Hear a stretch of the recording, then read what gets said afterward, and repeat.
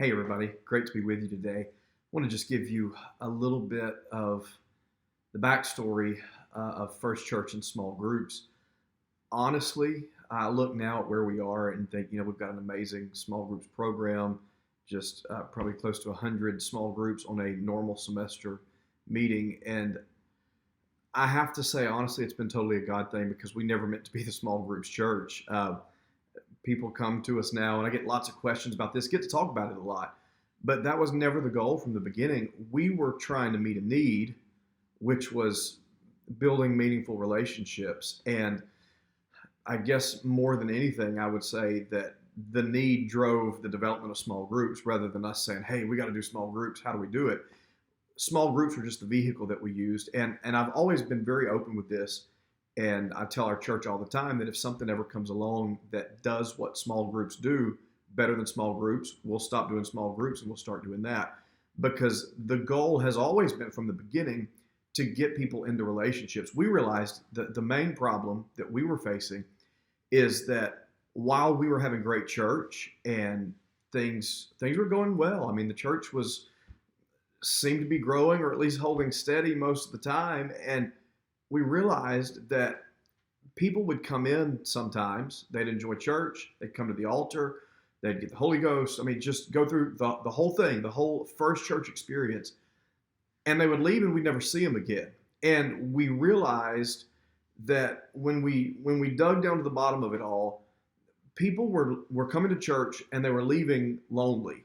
They were going home lonely, and the big revelation for us was that you're never going to preach people out of lonely. And I think sometimes we think we can, but you're never going to do it. You're never going to see it happen. And so we realized as a church staff and a lot of prayer and fasting and brainstorming and just trying different things and seeing what would work, we realized that if we were going to see people stay, it was going to take more than just having great church. Because truthfully, I think if it came down to just having good church to grow a church, then apostolic churches would be the largest churches on the planet everywhere that they are. We know how to have church. But sometimes I feel like our prowess at church has almost allowed us to get by without being super strong in relationships. At least that was the first church story. And so we just decided if we can't preach people out of lonely, we're going to have to love them out of lonely. And the only way you're going to love people out of lonely is if you get to know them. And so that started us down the path. We just realized, you know what? We're not very good at relationships and we want to get better at it. So I would say if you're gonna go down this path, you're gonna go take this journey to small groups, you've got to first start understanding why you need them. And it's all about relationships. If you want to do small groups because you saw another church down the street, they had small groups, we're going to have small groups too because it's the thing to do. And I've seen a lot of that. People go home and they're like, we're going to start small groups this Sunday. They had small groups there. We're going to do it.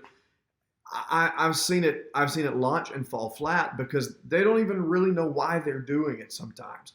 But if you can say, you know what, this approach, this truly apostolic approach to relationship and ministry, it meets a crying need that we have, then if you can start with the why, then people will follow a why.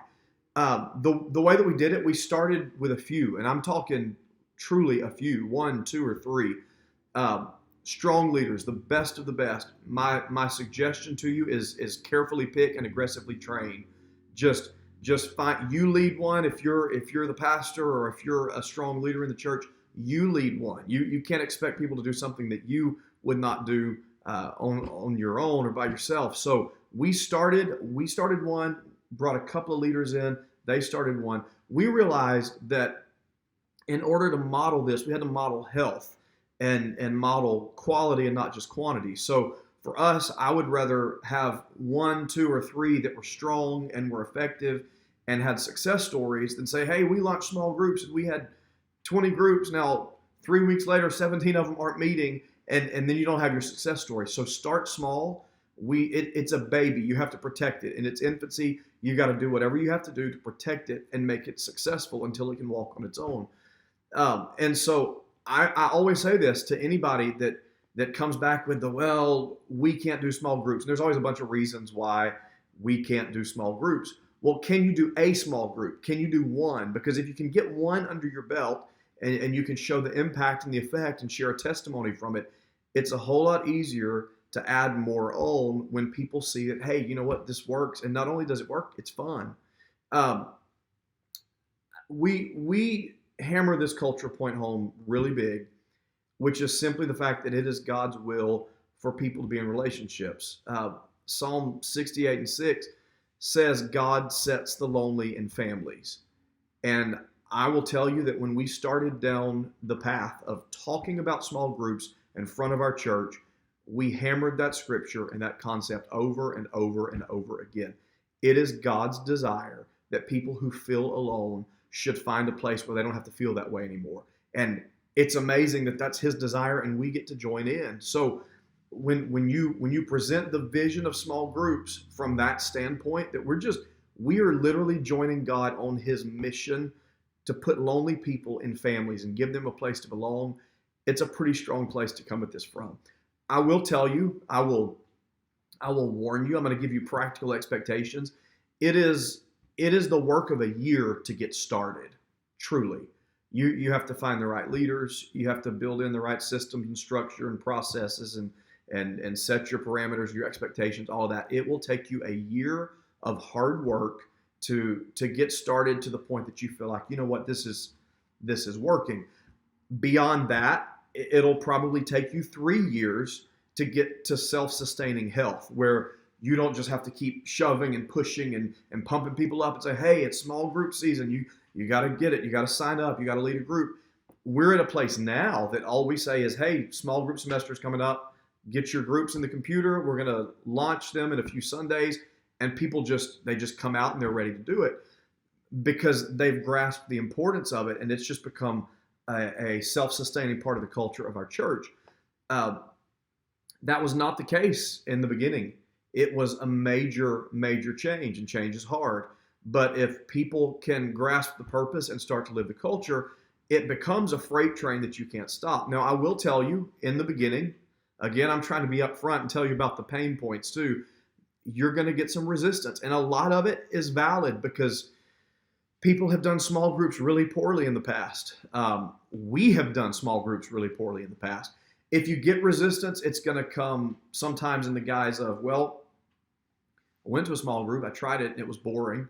Well, if it's boring, that means you probably had somebody leading it that was not ideal to be a leader of that situation. Find people that people want to be with, get them on board with the vision, and help them lead, equip them, resource them to lead and lead well. Then you have people coming away saying, that was awesome, that was fun, we had a good time, can't wait to go back next week. And so leadership is the key. Remember that.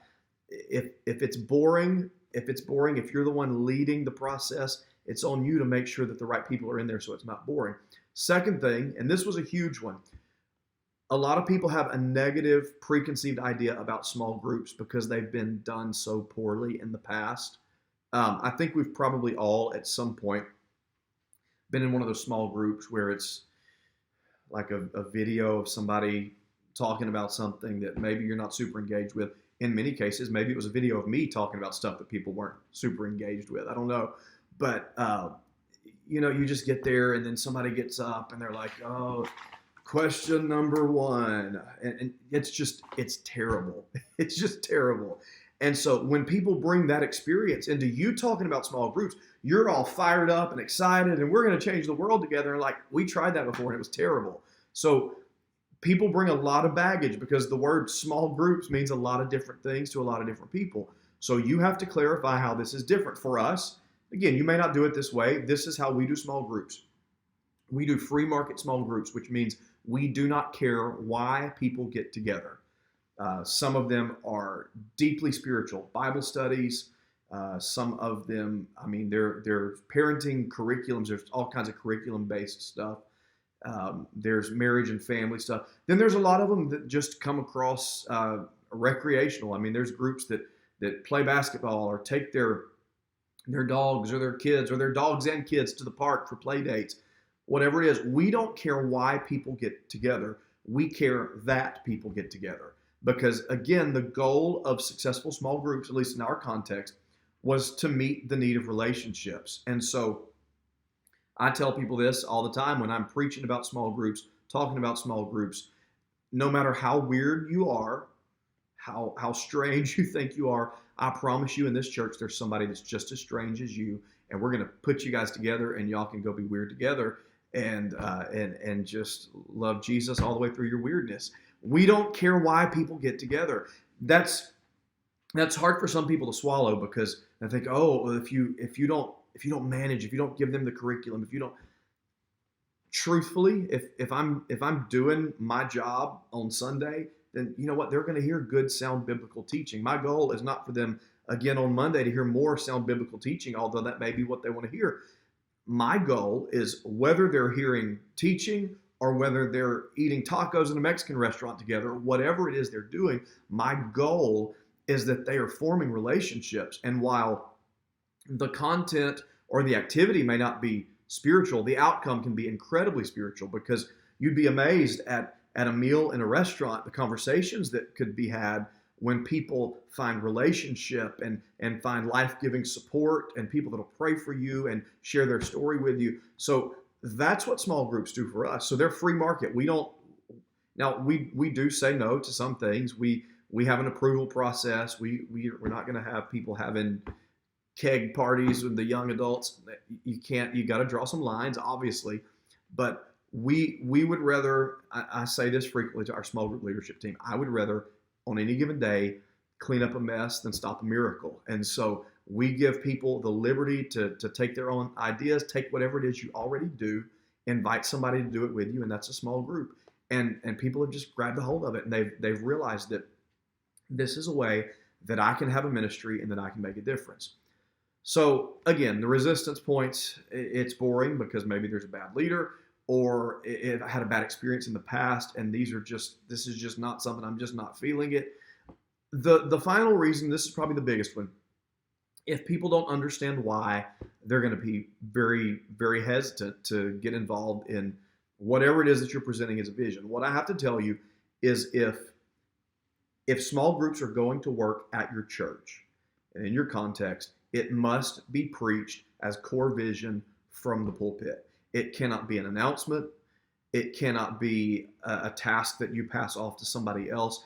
It has got to be, God has divinely mandated that we bring people into healthy relationships so that they don't just look to 1 hour on a Sunday to keep them through the week, but that they've got people that they can turn to when they have questions or when they have prayer requests or when they're going through something, that they are surrounded by a network of people that love them and walk through this with them. When you can communicate that, when it's not just an announcement, it's something that you have said, you know what, this is God-given vision. This is who fundamentally we have to become. When you can go there, that displaces all of the, well, we don't understand. We don't want to give up another night of our week.